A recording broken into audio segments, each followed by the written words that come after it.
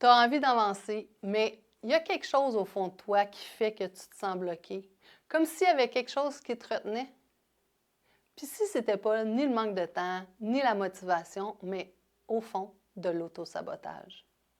Dans cet épisode-là, on va explorer ce mécanisme-là qui est invisible, mais qui t'empêche d'atteindre ton plein potentiel. Puis surtout, comment t'en libérer. T'es prêt? C'est parti!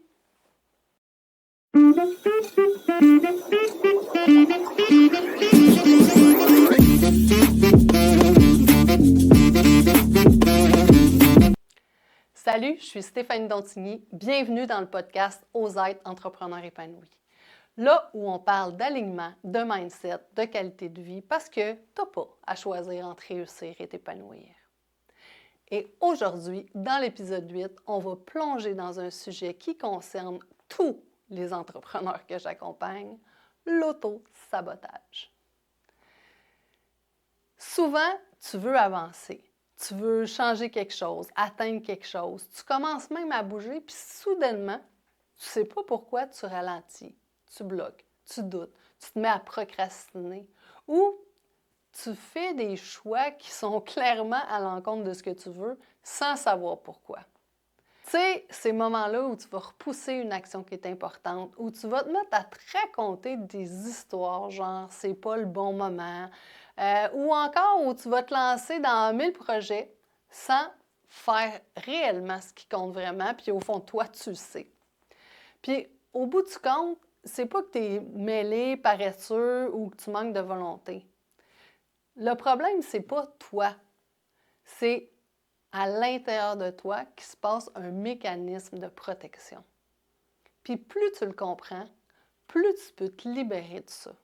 Ce mécanisme-là qui t'amène à l'auto-sabotage. L'auto-sabotage, c'est quand ton comportement va à l'encontre de ce que tu veux vraiment. Puis le pire, c'est que ça se fait tout inconsciemment.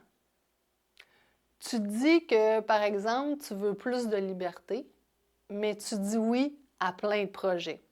Tu dis que tu veux développer ton entreprise, mais tu reportes sans arrêt le projet, puis tu ne fais pas les choses qui te feraient avancer. Tu dis que tu veux plus de clarté, mais tu remplis tes journées sans jamais t'arrêter pour réfléchir.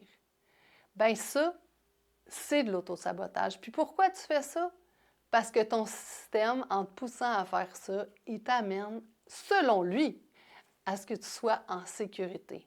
Son but, c'est pas que tu te dépasses, c'est pas que tu atteignes tes objectifs, c'est pas que tu sois heureux, c'est pas que tu vives ta meilleure vie, c'est de te protéger, de préserver ce qui est connu pour éviter les éventuels dangers. Puis même si ce connu-là, il te fait souffrir, il est essoufflant pour toi, il est insatisfaisant, bien lui, c'est là qu'il veut te garder. Puis il y a 3 formes d'autosabotage qui sont les plus fréquents. Ceux, en fait, que je vois le plus souvent chez mes clients. 1, on en a parlé un petit peu, la procrastination. La procrastination, ça peut être reporté à plus tard, mais j'ai une de mes clientes qui appelait ça la procrastination dans l'action, puis c'est exactement ça. Ça fait en sorte que tu fais autre chose à la place de faire ce qui est vraiment là. Pourquoi? Parce que souvent, il y a une peur qui se cache derrière ça à l'intérieur de toi. Ça peut être une peur de ne pas être à la hauteur, une peur de ne pas réussir ce que tu t'engages à faire, une peur du jugement. Tu vas repousser pour ne pas avoir un échec. Puis, tu peux même avoir une peur de la réussite, des conséquences de la réussite. Par exemple, si je fais tel truc, par exemple, si je me montre trop sur les réseaux sociaux, les gens vont se mettre à venir vers moi, puis là, je vais mettre à prix ma liberté parce que je ne pourrai pas répondre à tous les clients. Mais c'est toutes des histoires qu'on se raconte. Mais ça fait en sorte qu'on remet à plus tard ce qui pourrait nous mettre en danger émotionnel ou ce qui semble à notre cerveau nous demander trop d'efforts éventuellement. Puis, l'autosabotage peut venir aussi du fait qu'au fond, tu ne respectes pas tes valeurs. Puis ça fait en sorte que sans t'en rendre compte, tu te mets à te saboter. C'est ton système nerveux qui réagit, c'est ton cerveau qui réagit parce que ça devient trop inconfortable. Par exemple, tu as des appels d'introspection à faire. Tu as fait un pitch, tu as une liste de contacts, tu sais exactement combien d'appels tu veux faire aujourd'hui, mais en réalité, tu remets toujours à demain. Tu trouves toujours d'autres choses de beaucoup plus important à faire, puis au bout de 2 semaines, tu n'as presque pas fait d'appel. Puis là, tu te dis, tabarouette, comment ça se fait que j'ai pas fait d'appel? Tu te trouves plein d'excuses, c'est pas la bonne heure pour appeler. Je devrais plutôt le faire demain matin parce que demain matin, les clients vont être plus frais. Là, le lendemain matin, ben là, tu trouves une autre raison. Parce qu'au fond, peut-être que tu as la peur de te faire dire non. Fait qu'il y a toujours une peur qui se cache derrière ça. La deuxième forme d'autosabotage, c'est le doute. Le doute constant. Genre, tu sais ce que tu veux, mais dès que tu approches de ce que tu veux, pouf, le doute embarque. Tu re-questionnes tout, tu compares, tu remets en cause ce que tu as entrepris, tu redemandes l'avis de tout le monde et parfois de pas nécessairement les bonnes personnes. En fait, ton cerveau, c'est une forme de sabotage qui fait en t'amenant à trop penser. On dit l'analyse paralyse parce que être dans un état de réflexion au lieu de passer à l'action, c'est un safe place pour ton cerveau. Je te donne un exemple. Mettons, tu visites un immeuble dans le but de l'acheter. Puis sur le coup, tu es super emballé. Tu te dis, waouh, je vais acheter cet immeuble-là, il y a tout ce qu'il faut. Mais tout à coup, en revenant, tu commences à te douter. S'il y avait quelque chose que je n'avais pas vu. Puis si je me trompais. Fait que là, tu revises tes chiffres 102 fois, tu consultes tout le monde, tu fais en sorte de recalculer, revoir, puis là, tu sais même plus sur quel pied danser. Et puis là, tu finis par peut-être te décider quand même, mais souvent, il va être trop tard parce que quelqu'un d'autre va déjà l'avoir acheté le temps que tu aies décidé. Fait que c'est vraiment une forme aussi d'autosabotage. Et la troisième, c'est l'autodévalorisation. Ce que ça fait, ce type d'auto-sabotage-là, c'est que tu te mets à te raconter toutes sortes d'histoires à propos de toi-même, sur tes capacités, sur comment tu n'as pas assez de formation pour faire tel truc, comment tu n'as pas assez de connaissances pour passer à l'action, comment tu n'es pas assez prêt pour pouvoir faire le résultat que tu escomptes. Tu te mets à te comparer, tu te dis que tu n'es pas aussi bon qu'un tel, que si tu es trop visible, tu risques de te faire juger. Alors, quand ça se produit, ben, tu choisis de plus être discret. Tu choisis aussi de ne pas te reconnaître dans qui t'es, puis souvent, tu vas te mettre dans une position de faire en sorte de ne pas briller. Pas briller d'abord à tes propres yeux. Puis pas briller aux yeux des autres non plus pour te protéger. Puis ça, ben, ton cerveau, il adore ça parce qu'il préfère que tu te retiennes plutôt que tu te mettes en danger en brillant, en te faisant voir des autres, en te reconnaissant dans qui t'es. Mais en faisant ça, en même temps, tu te retiens d'exister pleinement. Tu sais, par exemple, tu te fais référer pour un projet. Là, tu te mets à regarder ce projet-là. Sur le coup, ça se peut que tu trouves ça intéressant, mais tout d'un coup, tu te dis « Ouais, mais si j'avais pas les bons outils, si j'avais pas la bonne structure, moi, je n'agis pas comme telle personne, fait que peut-être que je ne réussirais pas à donner au client ce qu'il veut. » Alors, tu finis soit de ne pas aller de l'avant ou soit d'aller de l'avant, mais d'être pas bien dans le processus tout au long. Puis ça fait en sorte que tu manques des opportunités et que tu te sens pas bien au quotidien.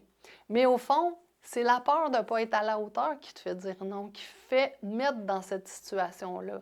Donc, te reconnaître, faire en sorte que tu reconnaisses la personne que tu es, les forces que tu as. Puis quand on est dans cette situation-là d'auto-sabotage, ce qui se passe aussi, c'est que notre cerveau, il va nous faire oublier toutes les belles parties, puis il va nous faire mettre en surface tout ce qui ferait en sorte qu'on ne serait pas bon, mettons, pour réaliser les choses.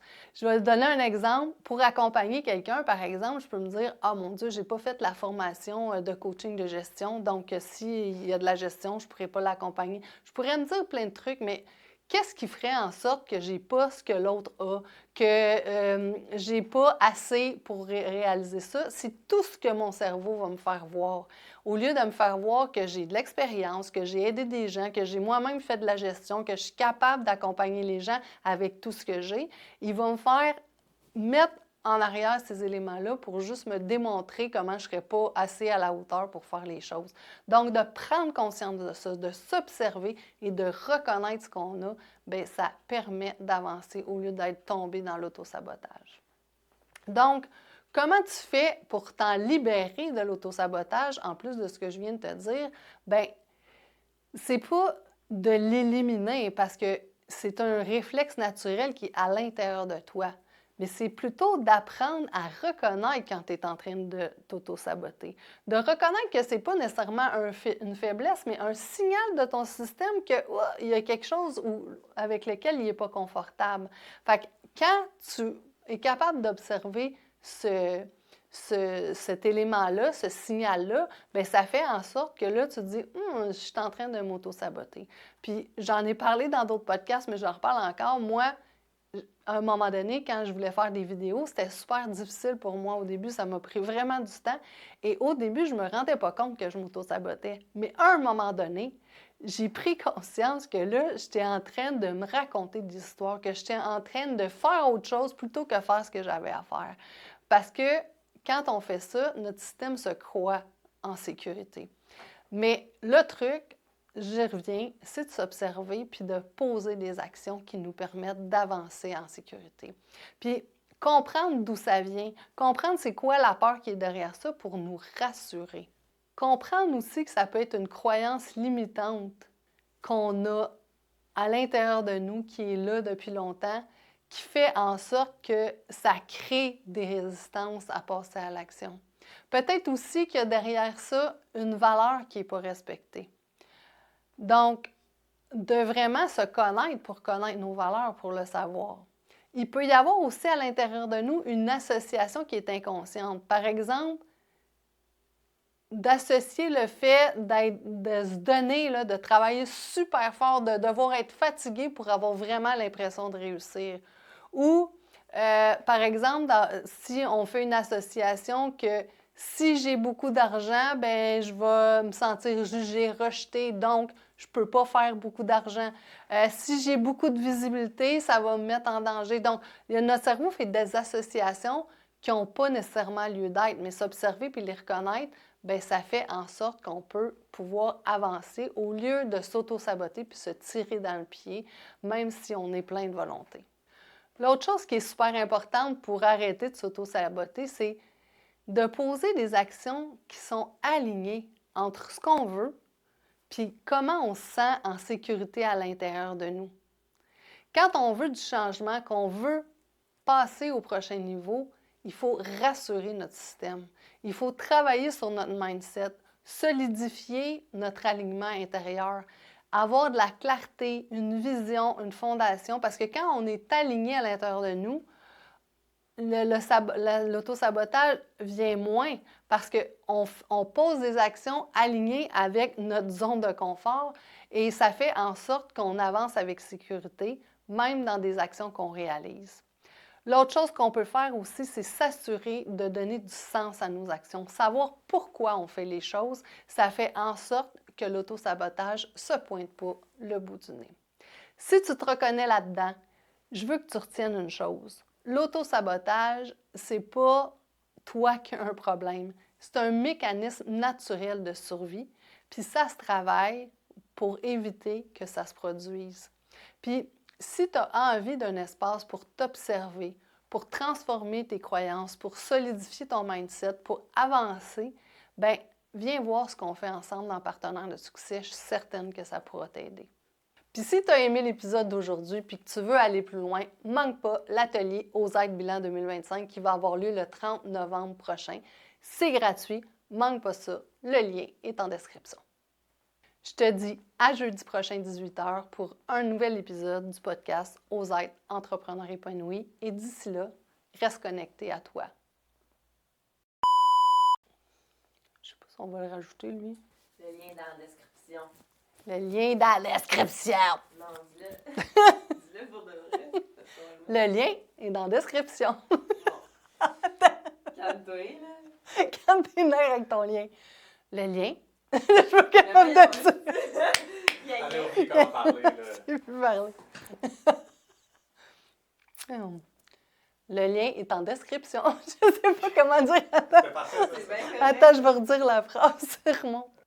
C'est bon. Oui. C'était mieux, hein, là? Les liens